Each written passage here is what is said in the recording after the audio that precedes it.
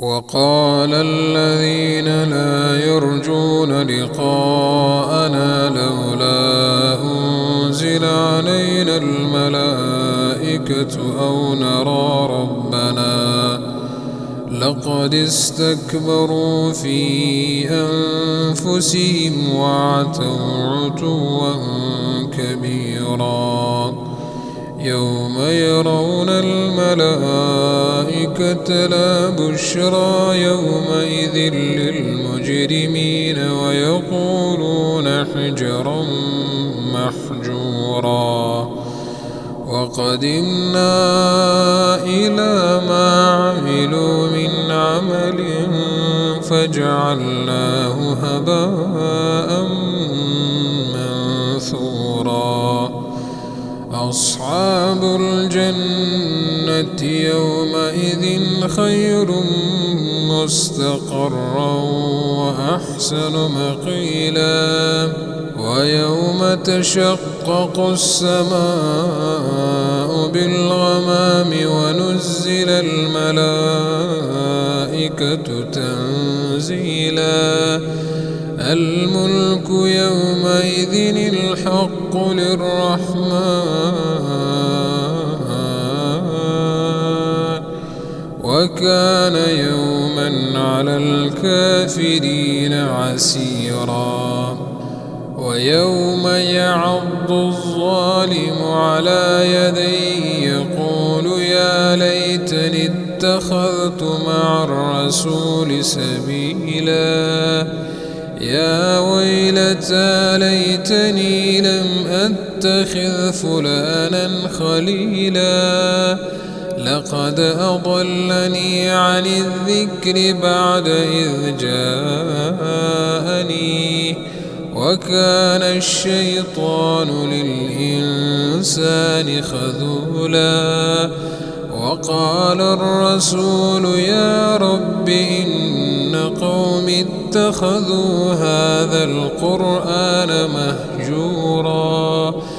وكذلك جعلنا لكل نبي عدوا من المجرمين وكفى بربك هاديا ونصيرا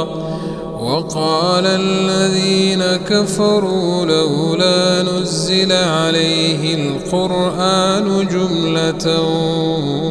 واحدة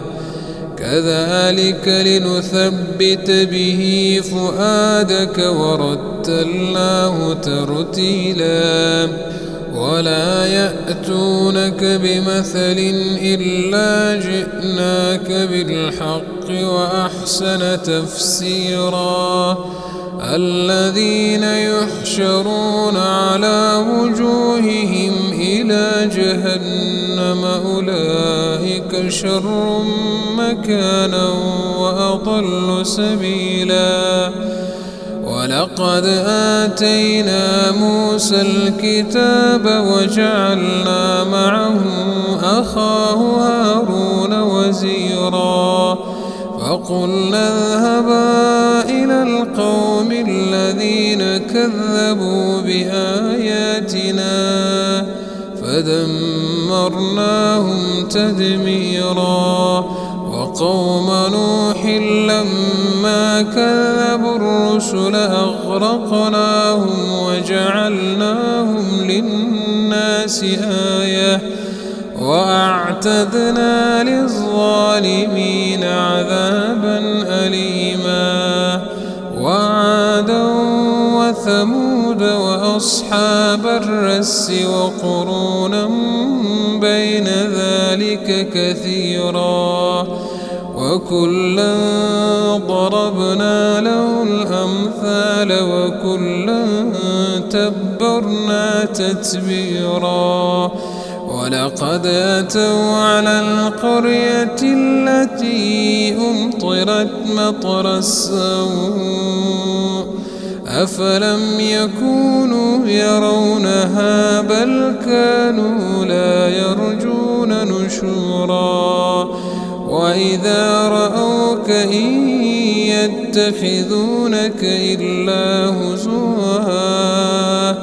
أهذا الذي بعث الله رسولا إن كاد ليضلنا عن آلهتنا لولا أن صبرنا عليها وسوف يعلمون حين يرون العذاب من أضل سبيلا.